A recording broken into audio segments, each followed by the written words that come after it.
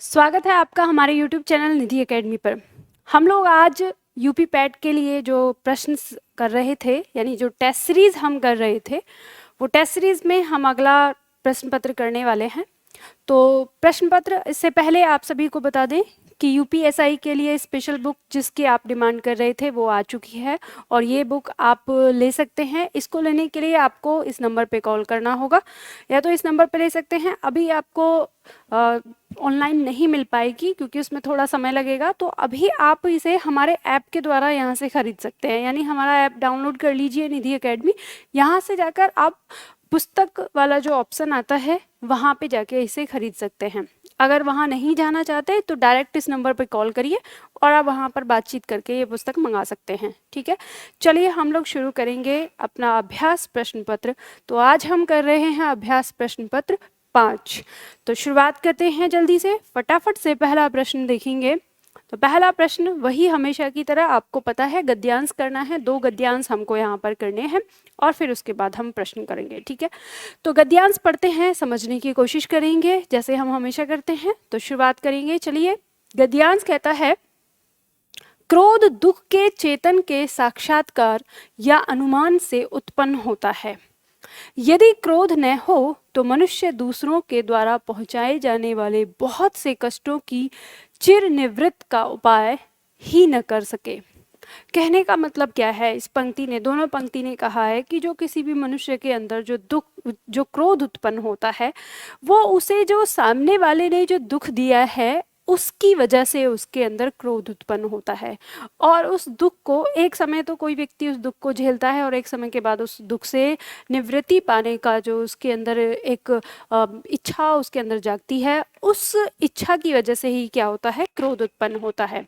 आगे कहता है कि क्रोध की उग्र चेष्टाओं का लक्ष्य हानि या पीड़ा पहुंचाने से पहले दुख के कारण में भय का संचार करना है। यानी यहाँ पे क्या कहा है कि जब कोई व्यक्ति किसी के ऊपर क्रोध करता है, तो क्रोध करने का मतलब ये नहीं होता कि सामने वाले व्यक्ति को उसे कोई हानि पहुंचानी है या उसे पीड़ा पहुंचानी है। उसके क्रोध करने का एक कारण ये भी होता है कि वो ये चाहता है कि जिसने उसको क्रोध दिलाया है या जिस कारण से क्रोध आया है उसके अंदर क्या हो जाए, भय का संचार हो जाए। ठीक है, आगे कहता है कि क्रोध का गर्जन तर्जन क्रोध पात्र के लिए भावी दुष्परिणाम की सूचना है, जिससे कभी कभी उद्देश्य की पूर्ति हो जाती है और दुष्परिणाम की नौबत नहीं आती। ये पंक्तियां क्या कहती हैं, ये पंक्तियां ये कहती हैं कि जब कोई व्यक्ति क्रोध करके बहुत ज़्यादा गर्जन तर्जन करता है, मतलब क्रोध का प्रदर्शन करता है, तो वो प्रदर्शन इस बात को दिखा रहा है कि जिसके ऊपर क्रोध किया जा रहा है उसके लिए ये चेतावनी है कि अभी तो तुम सुधर जाओ, मतलब जो तुम कर रहे हो जिस वजह से उसे क्रोध आया है, कि ये काम करना बंद कर दो या उसमें सुधार करो, मतलब कोई भी कारण हो सकता है। तो कि उस चीज़ में अगर आप ऐसा नहीं करोगे या ऐसा आप लगातार करते रहोगे तो इसका दुष्परिणाम ये होगा, जो वो क्रोध में गर्जन तर्जन करके जो बोलता है। ठीक है, तो कहने का मतलब ये है कि कई बार ऐसा होता है कि जब किसी सामने वाले को क्रोधित देखता है तो जो बंदा गलती कर रहा होता है उसमें सुधार कर लेता है और उसके भविष्य के लिए भी जो कोई दुष्परिणाम होना होता है वो क्या हो जाता है, बच जाता है। तभी कहा है कि दुष्परिणाम की नौबत नहीं आती है। आगे कहता है यहाँ पर, तो यहाँ पे हम देखेंगे कि एक दूसरे से अपरिचित 2 आदमी रेल पर चले जा रहे हैं। बात ही बात में एक ने दूसरे को एक तमाचा जड़ दिया और अगले स्टेशन पर उतरने की तैयारी करने लगा। अब दूसरा मनुष्य भी यदि उतरते उतरते उसे एक तमाचा जमा दे तो यह प्रतिकार होगा। अब देखो कहने का मतलब क्या है, यहाँ पे ये बात आई है, मतलब जैसे हमसे अभी पहले एक बात कही है अलग, क्रोध के बारे में कुछ अलग बात कही, अभी यहाँ पे क्रोध के बारे में दूसरी बात दिखाई गई है कि यदि मान लो कि कोई व्यक्ति अगर इस तरह से करे कि 2 व्यक्ति हैं और रेल में जा रहे हैं, बैठे हुए हैं, अब बात करने में किसी ने एक कुछ तमाचा मार दिया और फिर उतरने जाने लगा, तो जब दूसरे ने अगर उसको एक तमाचा जड़ दिया तो उसको क्या कहेंगे कि ये एक प्रतिकार होगा। यानी पहले को उसने मारा, तमाचा मारा, तो उसने दूसरा उस पर प्रतिकार कर रहा है, उसका प्रत्युत्तर उसने उसको दे दिया। ठीक है, अब एक स्थिति ये दिखाई। अब दूसरी स्थिति ये है कि हमारा पड़ोसी कई दिनों से नित्य आकर आकार दिखाया, नित्य आकर है, ठीक है, आकार नहीं होगा, नित्य आकर। हमें दो चार टेढ़ी सीधी बातें सुना जाता है, यदि हम एक दिन उसे पकड़कर पीट दें तो हमारा यह कर्म शुद्ध, आगे, यह कर्म शुद्ध प्रतिकार न कहलाएगा, क्योंकि हमारी दृष्टि नित्य प्रति गालियां सहने के दुख से बचने के परिणाम की ओर भी समझी जाएगी। अब इसमें ये क्या कह रहा है, इसके कहने का मतलब ये है, इसके कहने का उद्देश्य यहाँ पर ये आया है कि हमने पहले एक स्थिति दिखाई कि अगर कोई व्यक्ति रेल में बैठा है और उसने तमाचा मार दिया और वो उतरने लगा, तो जिसने तमाचा खाया अब वो पलट के उसको उसी समय, मतलब उसी समय, ठीक है, तुरंत के तुरंत अगर उसे एक तमाचा जड़ दे तो इसको क्या कहते हैं, इसको प्रतिकार कहते हैं। लेकिन अब दूसरी स्थिति दिखाई कि अगर इस तरह से हो कि मान लो हमारा पड़ोसी है और हमारा पड़ोसी हर रोज आता है हमारे दरवाजे पे और गाली गलौज करके चला जाता है, हम एक दिन सुन रहे हैं, 2 दिन सुन रहे हैं, 3 दिन सुन रहे हैं, 4 दिन सुन रहे हैं और एक बहुत लंबा समय हो रहा है कि हम उसको इग्नोर कर रहे हैं, लेकिन वो मान ही नहीं रहा है। तो फिर एक दिन हमें गुस्सा आया, हमारे अंदर क्या हुआ, क्रोध आ गया और उस गुस्से में हमने उसके 2-4 तमाचे जड़ दिए और फिर उसको, उसके बाद उसकी आदत छूट गई, यानी अब नहीं आएगा। तो ये जो स्थिति है, ये जो आपने बहुत बार सुन के बर्दाश्त करके और फिर जो हमने इस तरह का काम किया, तो ये प्रतिकार नहीं कहलाता, मतलब ये पूरी तरह से यानी शुद्ध रूप से प्रतिकार नहीं होगा। तो ये क्या होगा, ये होगा कि क्योंकि हमारी दृष्टि नित्य प्रति गाली सहने के दुख से बचने के परिणाम की ओर समझी जाएगी। यानी ये है कि हमने आज उसकी पिटाई क्यों की, क्योंकि हम ये नहीं चाहते कि वो भविष्य में भी आके फिर से हमको ऐसा कोई दुख पहुंचाए। तो ये एक तरह से शुद्ध प्रतिकार नहीं कहा जाता, ऐसा लेखक का यह कहना है। फिर आगे कहता है कि इन दोनों दृष्टांतों को ध्यानपूर्वक देखने से पता लगेगा कि दुख से उद्विग्न होकर दुखदाता को कष्ट पहुंचाने की प्रवृत्ति दोनों में है। मतलब ये, इसने क्या कहा कि दो स्थितियां, एक तो तुरंत की तुरंत प्रतिकार कर रही है और एक कुछ समय सहन करने के बाद प्रतिकार कर रही है, ठीक है, दो दृष्टि यहाँ पे दिखाई है। दोनों ही में ये देखा है कि जो कष्ट पा रहा है वो उसे तभी क्रोध कर रहा है, वो जब मतलब उसे जो कष्ट हो रहा है उससे परेशान होकर ही वो उसको उस पर क्रोध कर रहा है, ठीक है। पर एक में वह परिणाम आदि का विचार बिल्कुल छोड़े हुए है और दूसरे में कुछ लिए हुए है। मतलब कहने का मतलब जो पहली वाली स्थिति थी उसमें क्या था, उसने जब वो मार के उसे उतर रहा है तो उसने उसका परिणाम नहीं सोचा, उसने सीधा दोबारा जड़ दिया उसको, ठीक है। तो और दूसरे में क्या है कि उसने परिणाम ये सोचा कि यार ये तो हर दिन ऐसे ऐसे करता जाता है, मुझे परेशानी होती है, और फिर वो उसे क्या कर रहा है, उसको उस कि वो इस तरह की एक्टिविटी ना करे, कुछ ना कुछ सोच समझ कर वो तब उस समय प्रतिकार कर रहा है, ठीक है। तो यहाँ दिया है कि उसमें क्या है, परिणाम को लिए हुए है। इनमें से पहले दृष्टांत का क्रोध उपयोगी नहीं दिखाई दे रहा, ठीक है, यानी पहली जो चीज हुई उसमें जो क्रोध किया वो यहाँ पे लेखक को उपयोगी नहीं दिखाई पड़ता, परंतु पर लोक के भीतर वह बिल्कुल खाली नहीं जाता। दुख पहुंचाने वाले से हमें फिर दुख पहुंचाने का डर न सही पर समाज को तो है, ठीक है। तो यहाँ पे कहा है कि अब जैसे वो उपयोगी नहीं लगता, लेकिन उसको ये है कि उसको पता है कि वो एक बार मार के चला जाएगा, ठीक है, ये वाली बात हो रही है कि एक बार मार के तो चला जाएगा अगर वो उसका प्रतिकार नहीं करता तो। पर उसको ये डर नहीं था कि वो मार के चला जाएगा कि फिर दोबारा आके मारेगा, उसे दोबारा मारने का डर नहीं था उसमें।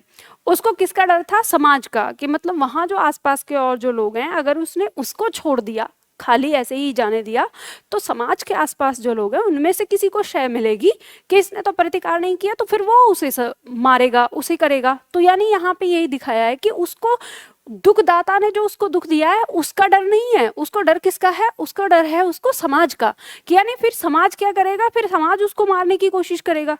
तो उसका प्रतिकार करना वहां पे ठीक है, उसको ने तुरंत किया तो आसपास के जो देख रहे हैं तो वो भी समझ जाएंगे कि भाई अगर इसको छेड़ा तो ये हमको तुरंत मारेगा, ठीक है। आगे कहा कि इससे उसे उचित दंड देने से पहले तो उसकी शिक्षा या भलाई हो जाती है, फिर समाज के और लोगों के बचाव का बीज भी बो दिया जाता है। मतलब इससे क्या, जब उसने तुरंत की तुरंत प्रतिकार किया उससे क्या हुआ उससे ये हुआ कि एक तो उसको ये जो वो जिसको पीटा गया यानी दोबारा उसको प्रतिकार दिया, एक तो उसको शिक्षा आ गई कि भाई ऐसे ही किसी को नहीं मार के चलना है वरना कोई भी तुम्हें मार देगा, उसे शिक्षा मिल गई।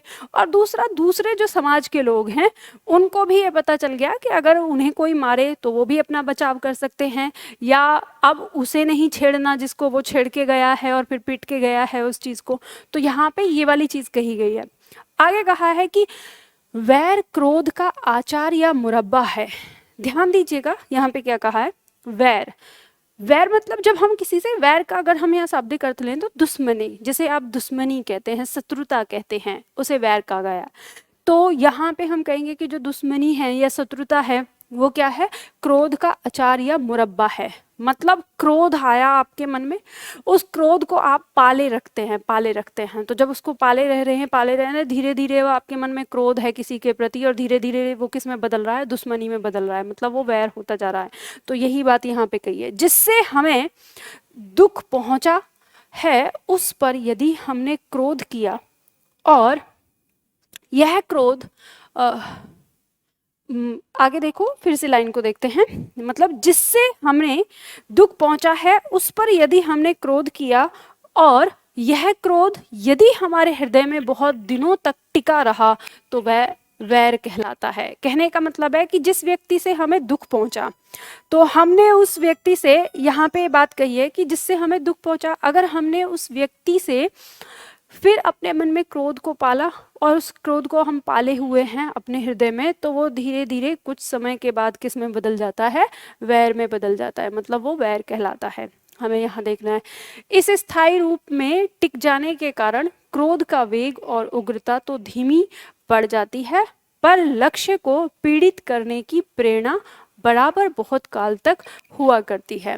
मतलब क्या है कि इसको हम अगर स्थायी रूप में डालें, यानी इस चीज़ को हम अगर हमने अपने स्थायी रूप में डाल लिया, हमेशा के लिए हमारे दिमाग में क्रोध चल रहा है यानी वैर हो रहा है, तो वो क्या होगा कि जो हमारे अंदर क्रोध का वेग है और जो वो क्रोध की उग्रता है वो तो धीमी पड़ जाएगी, लेकिन जो जिससे हमारी दुश्मनी है, जिससे हम ऐसा अपने मन में सोच रहे हैं, उसको हम कभी ना कभी, मतलब हम उसको टारगेट करेंगे कि उसको हम दुख पहुंचाएं, और ये हमारे काल, मतलब ये वाली चीज़ जो भावना है ये बहुत लंबे समय तक बराबर बनी रहती है हमारे हृदय में।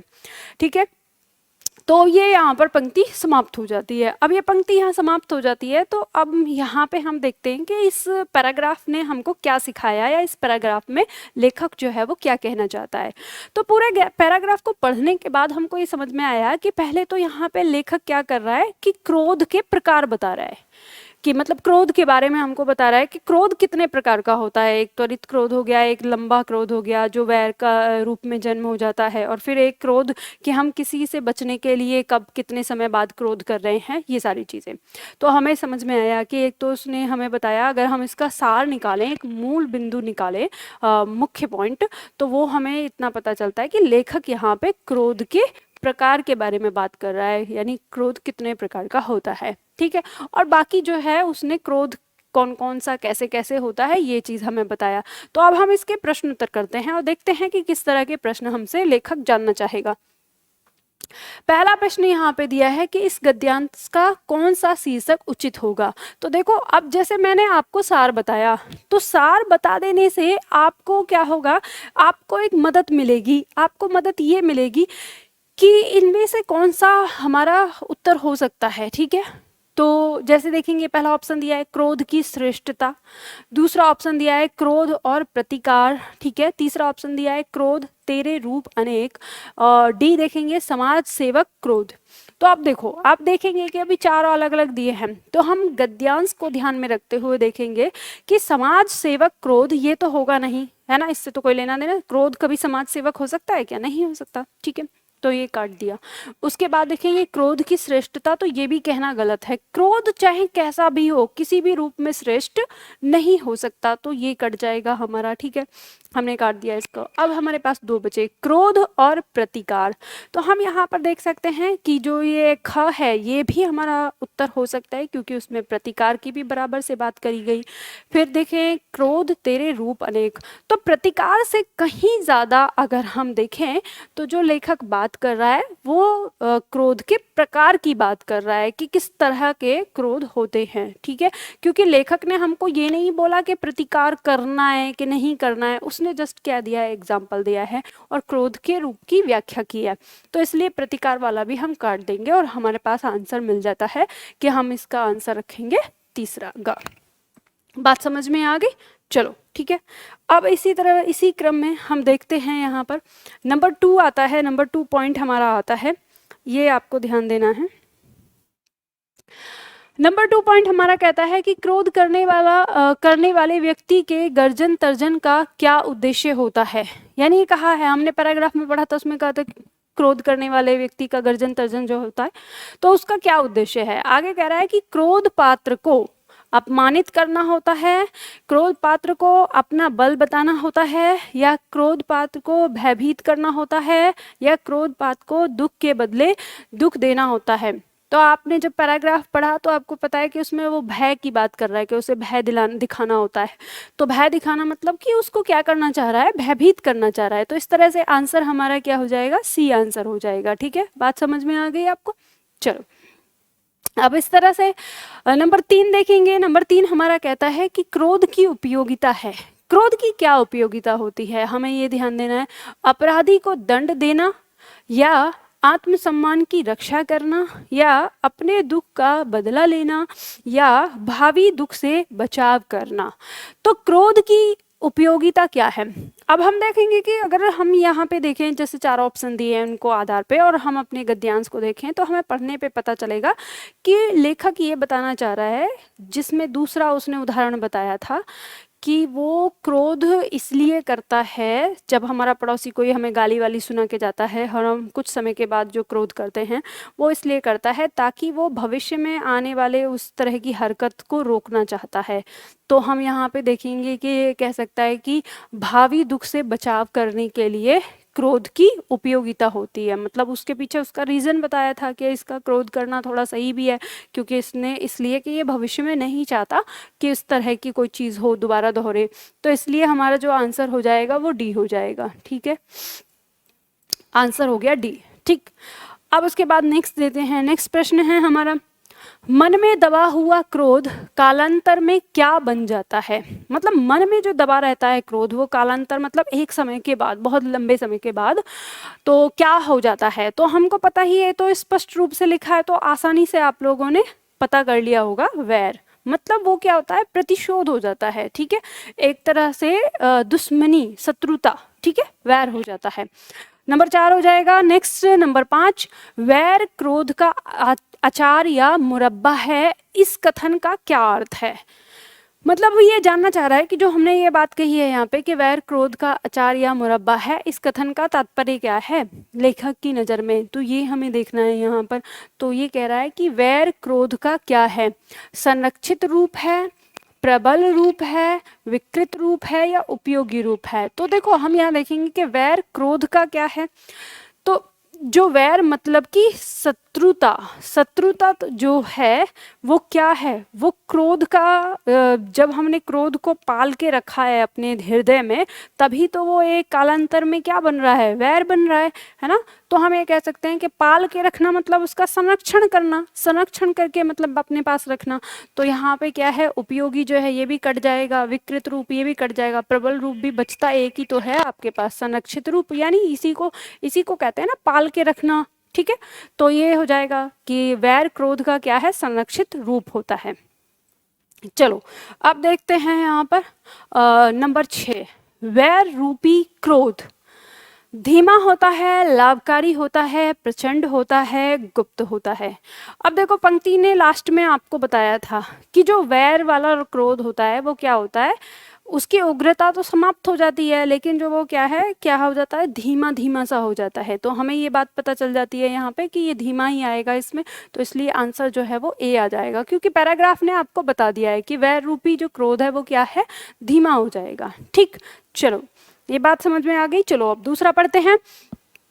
दूसरा गद्यांश हमारा कहता है कि मुद्रा का अपना कोई प्रयोग नहीं है, उसका लाभ तभी है जब उसके बदले में अन्य वस्तुएं या सेवाएं ली जा सकें। ठीक है, बात हो रही है मुद्रा की कि मुद्रा का अपना कोई प्रयोग नहीं होता, मुद्रा का लाभ तब होता है जब उसके बदले में हम या तो कोई सेवा लें या तो कोई वस्तु खरीदें। बात समझ में आ गई? क्लियर है। वस्तु और सेवाओं की मात्रा के बढ़ने घटने के साथ साथ मुद्रा प्रवाह में भी बढ़ाव या घटाव होता है। तो अब ये कह रहा है कि जैसे वस्तुओं और सेवाओं की मात्रा अगर बढ़ती घटती है तो जो मुद्रा प्रभाव है वो भी बढ़ता घटता है। इसका कहने का मतलब क्या है? देखो सीधे शब्दों में ऐसे समझो, ये कह रहा है कि अगर वस्तु का जब हम क्या कर रहे हैं, आदान प्रदान कर रहे हैं, किसी व्यक्ति को सामने वाले से कोई वस्तु चाहिए या सेवा चाहिए तो वो उसके बदले में उसको क्या देता है? मुद्रा देता है, पैसा देता है। अब अगर उसने जितनी मात्रा में वस्तु दी तो उतनी मात्रा में वो क्या देगा? मुद्रा देगा। अगर वस्तु बढ़ती है तो मुद्रा भी बढ़ेगी, वस्तु घटती है तो मुद्रा भी घटेगी। समझ गए? तो इसी तरह से यहाँ पे बात कही है। ठीक, ये बात हमारी यहाँ तक हो गई। आगे कह रहा है अत्यधिक मुद्रा में बहुत कम चीजें आए तो मुद्रास्फीति बढ़ती है। मतलब यहाँ पे कह रहा है कि अगर बहुत अधिक मुद्रा में कम चीजें आ रही हैं, मतलब बहुत ज्यादा मुद्रा है देनी पड़ रही है हमको और चीज क्या हो रही है? कम हो रही है, तो इसको अगर हम देखेंगे तो क्या हो जाएगा? महंगाई जिसे हम बोलते हैं, वैसी स्थिति। तो वैसी यानी महंगाई वाली स्थिति को क्या बोलते हैं हम? मुद्रास्फीति। मतलब उस समय महंगाई की स्थिति आ जाती है तो मुद्रास्फीति क्या होती है? बढ़ जाती है।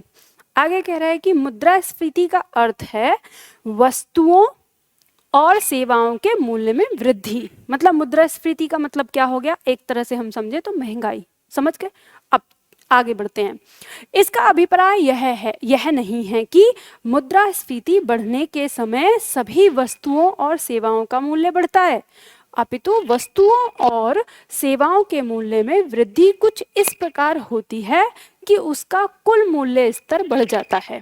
मतलब ये कह रहा है कि ऐसा जरूरी नहीं होता है कि सेवाओं का मूल्य बढ़ जाता है, मतलब वो कह रहा है कुल मिला के जो स्तर होता है वो बढ़ जाता है। फिर आगे कह रहा है मुद्रास्फीति तब होती है जब निश्चित समय काल में मूल्य बढ़ते हैं और अर्थव्यवस्था को प्रभावित करते हैं। यानी मुद्रास्फीति कब होती है? जब एक निश्चित समय के बाद मूल्य बढ़ रहे हैं और अर्थव्यवस्था जो हमारी है उसमें कुछ बढ़ोतरी या घटोतरी होती है, यानी अर्थव्यवस्था पर प्रभाव जब पड़ता है तो तब हमारी क्या होती है? मुद्रास्फीति बढ़ती है। आगे कह रहा है कि अनिवार्य वस्तुएं एवं सेवाएं जैसे खाद्य पदार्थ, दुग्ध सामग्री और तेलीय बीज, साबुन और डिटर्जेंट, कीटनाशक आदि मुद्रास्फीति से सर्वाधिक प्रभावित होते हैं।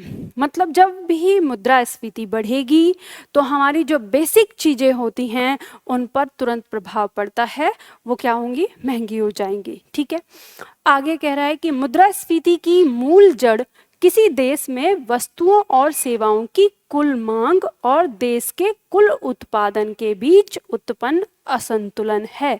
इसका कहने का मतलब क्या है? इसने बताया कि मुद्रास्फीति जब भी बढ़ती है, जब बढ़ती है तब कब बढ़ती है कि उसकी मांग तो ज़्यादा हो गई है और उत्पादन कम हो रहा है। जब मांग ज़्यादा हो जाएगी और उत्पादन कम हो जाएगा तो फिर उसका जो मूल्य है क्या होगा? बढ़ेगा ही। ये तो आपको पता है, सीधा सा संबंध है। ठीक है। तो इसका मतलब ये है कि जो मांग और उत्पादन, इसमें जो असंतुलन पैदा होता है, इस वजह से मुद्रास्फीति बढ़ जाती है। जब सरकारी खर्चे आय से अधिक हो जाते हैं तो सरकार देश के केंद्रीय बैंकों से मुद्रा उधार लेती है। मतलब जब सरकार के खर्चे बढ़ जाते हैं तो सरकार को क्या करना पड़ता है? बैंक से उधार लेना पड़ता है, यानी केंद्रीय बैंक से मुद्रा उधार लेती है।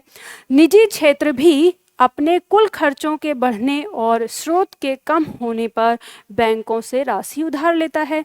मतलब निजी क्षेत्र मतलब प्राइवेट सेक्टर भी जब उसके खर्चे बढ़ने शुरू हो जाते हैं तो वो भी बैंकों से क्या करता है? उधार लेता है।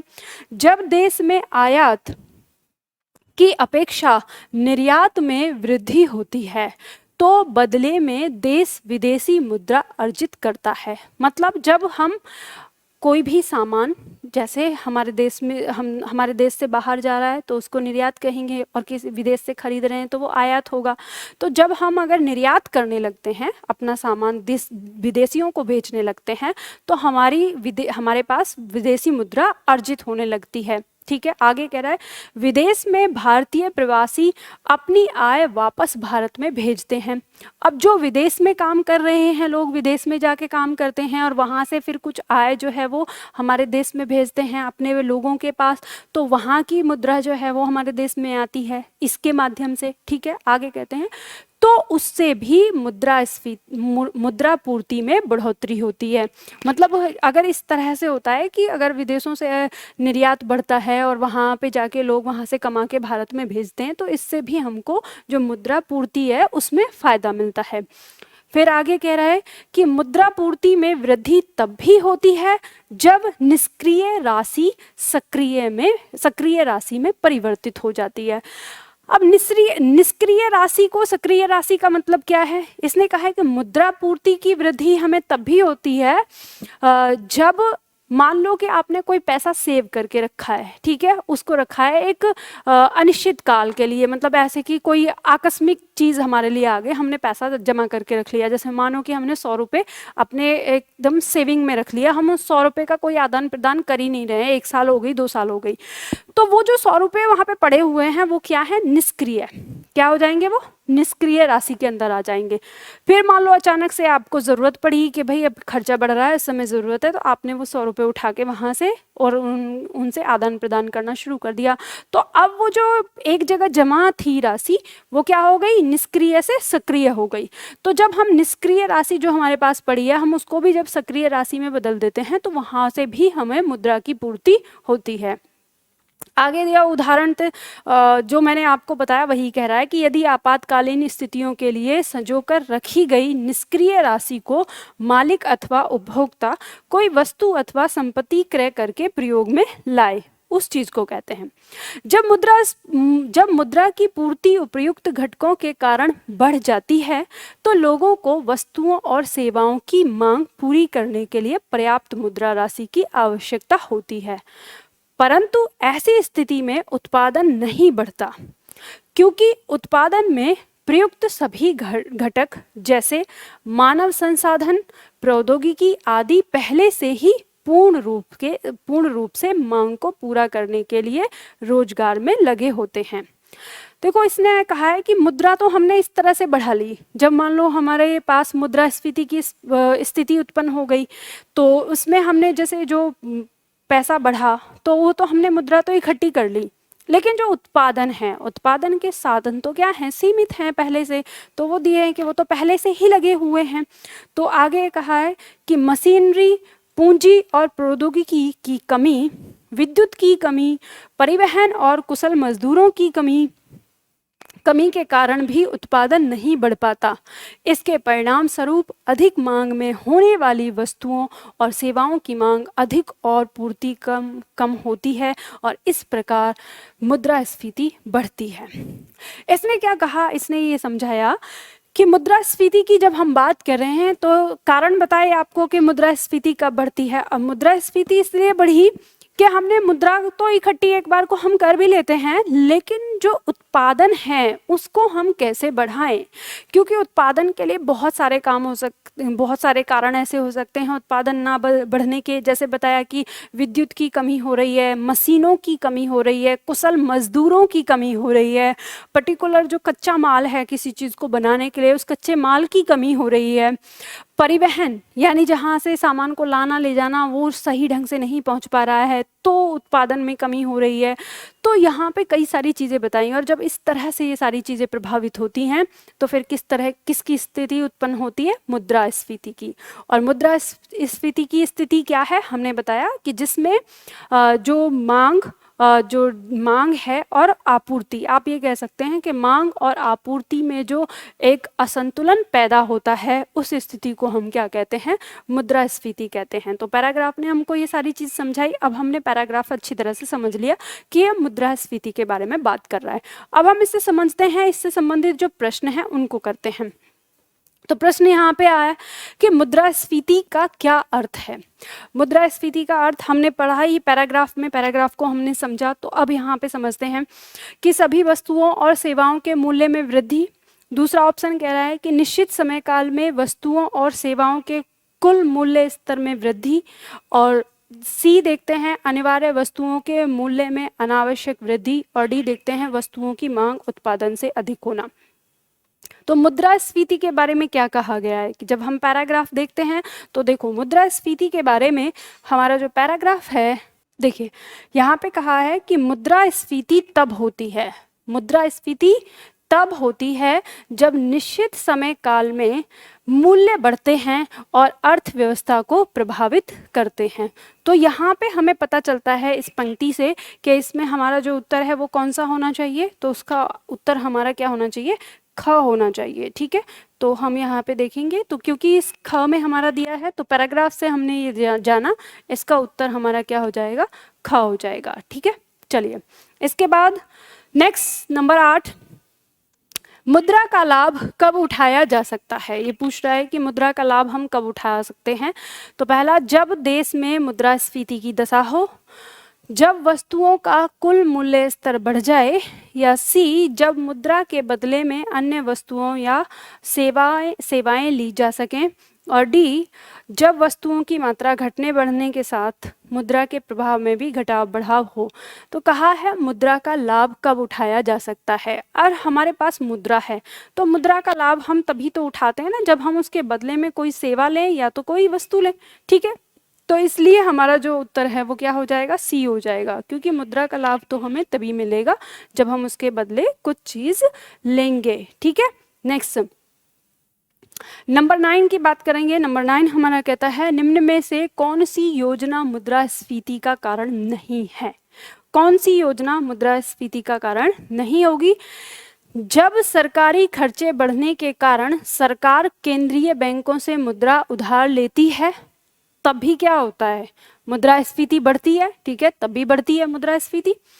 आगे दिया है जब देश में निर्यात की अपेक्षा आयात में वृद्धि हो, यानी जब देश में निर्यात न हो और क्या हो, आयात हो, तो उस समय मुद्रास्फीति की स्थिति नहीं होती है। सी, जब भारतीय प्रवासी अपनी विदेशी आय की वापस भारत भेजते हैं, यानी अपनी विदेशी आय को भारत भेजते हैं, तो भी क्या होता है, मुद्रास्फीति का कारण होता है। और जब आपातकाल के लिए संजोकर रखी गई राशि को कोई वस्तु क्रय करके उपयोग में लाया जाए तब भी क्या होता है, तब भी मुद्रास्फीति की मुद्रास्फीति उत्पन्न होने का ये कारण होता है। ठीक है, तो इसमें ये 3 कारण तो हो गए, यानी चौथा कारण जो इसमें दिया है ये मुद्रास्फीति को पैदा नहीं करता। ठीक, जब देश में निर्यात की अपेक्षा आयात बढ़ जाता है तब तो क्या होगा, मुद्रा यहाँ से जाएगी ही जाएगी, है ना। तो इसलिए इसका आंसर हो जाएगा बी, यानी मुद्रास्फीति का कारण वो नहीं होता है मुद्रास्फीति बढ़ाने के अंदर। नेक्स्ट हमारा प्रश्न आता है निम्न में से कौन सा शब्द अरुण का समानार्थी नहीं है। अरुण का समानार्थी नहीं है ये शब्द आपको बताना है।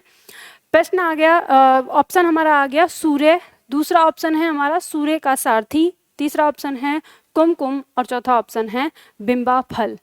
तो जो अरुण शब्द है इसका अर्थ क्या होता है, इसका अर्थ सूर्य को भी कहते हैं। ठीक है, सूर्य का सारथी उसे भी कहते हैं। ठीक है, कुमकुम को भी अरुण कहते हैं, और जो अरुण नहीं कहते वो है बिंबा फल। ठीक है, ये हमारा आंसर हो गया। बात समझ में आ गई आपको। चलो आगे बढ़ते हैं। नेक्स्ट पॉइंट आता है हमारा अवसर के अनुरूप बदल जाने वाले को कहते हैं। अवसर के अनुरूप जो बदल जाए तो उसे हम क्या कहेंगे, तो सीधी सी चीज़ है, आपको आसानी से समझ में आएगी, अवसरवादी। ठीक है, उसे क्या कहेंगे, अवसरवादी। नेक्स्ट पॉइंट है हमारा विश्लेषण शब्द का विलोम क्या है। विश्लेषण शब्द का विलोम होगा संश्लेषण। ठीक है, आपको पता ही है, बहुत आसान है। ठीक, नेक्स्ट प्रश्न है हमारा उन्होंने सुबह कहाँ जाना है। इस वाक्य में किस प्रकार की अशुद्धि है, सर्वनाम संबंधित अशुद्धि है, संज्ञा संबंधित अशुद्धि है, क्रिया संबंधित है, या विशेषण संबंधित है। तो यहाँ पे देखेंगे उन्होंने सुबह कहाँ जाना है, पहले तो ये गलत है, इसमें पहले सुधार करेंगे। हम कहेंगे कि उन्हें कहाँ जाना है, यानी ये नहीं होगा, क्या होगा, उन्हें होगा। तो हमें समझ में आ गया कि गलती किस में है, उन्हें होना चाहिए। तो ये शब्द हमारा क्या है, संज्ञा है, क्रिया है, विशेषण है, क्या है, तो हमें समझ में आ जाता है ये हमारा सर्वनाम है। तो उत्तर भी हमारा क्या आ जाएगा, सर्वनाम संबंधित गलती। ठीक है, संबंधित गलती है। अंदर अंध कढ़ाई में गुड़ पगना का अर्थ है ज्ञान होना, गुप्त मंत्रणा होना, अपने में सीमित होना या काम न आना। तो ध्यान दीजिएगा, अंदर अंध कढ़ाई में गुड़ पगना जो हम कहते हैं, जब कोई व्यक्ति किसी से गुप्त मंत्रणा करता है। गुप्त मंत्रणा मतलब गुप्त बातें करता है, गुपचुप के जो बातें करता है, उसको हम कहते हैं अंदर अंध कढ़ाई में गुड़ पगा रहे हैं। ये तो इसलिए इसका जो उत्तर है वो क्या हो जाएगा, बी हो जाएगा। ठीक है, हमें यहाँ पे पता चल गया। अब हमने यहाँ पे ये 15 क्वेश्चन किए, आप सभी को पता है हम हमेशा की तरह करते हैं। तो आज की क्लास में आपके कितने सही हुए ये आपको बताना है, ठीक है, कमेंट करके ये आप बताइएगा। और इसके साथ ही आप सभी लोगों से एक शिकायत है मुझे कि मैं कभी आपसे ये नहीं कहती कि आप लाइक करिए, शेयर करिए या सब्सक्राइब करिए। तो आजकल मैं देख रही हूँ मेरा चैनल जो है इन सारी चीज़ों पे एकदम से डाउन जा रहा है, और यूट्यूब भी मुझे कह रहा है कि आपकी ये चीज़ें यहाँ पे कम हो रही हैं, ये कम हो रही हैं। तो किस वजह से हो रही हैं? क्योंकि आप लोग शेयर नहीं करते। अरे आप लोग शेयर करिए, ठीक है। तो जब जानते हैं आप शेयर इसलिए मत करिए कि यहाँ पे आपको मेरा ही कोई सहयोग करना है, हमारी हिंदी माँ के विस्तार के लिए, उसके प्रचार प्रसार के लिए ही शेयर कर दिया करिए। चलिए फिर, तो जल्दी से आप लोगों को इस वीडियो को शेयर करना है, ज़्यादा से ज़्यादा अपने साथ छात्रों को जोड़ना है। तो आज के लिए हम इतना ही करते हैं, फिर मिलते हैं अगले वीडियो में अगले टॉपिक के साथ।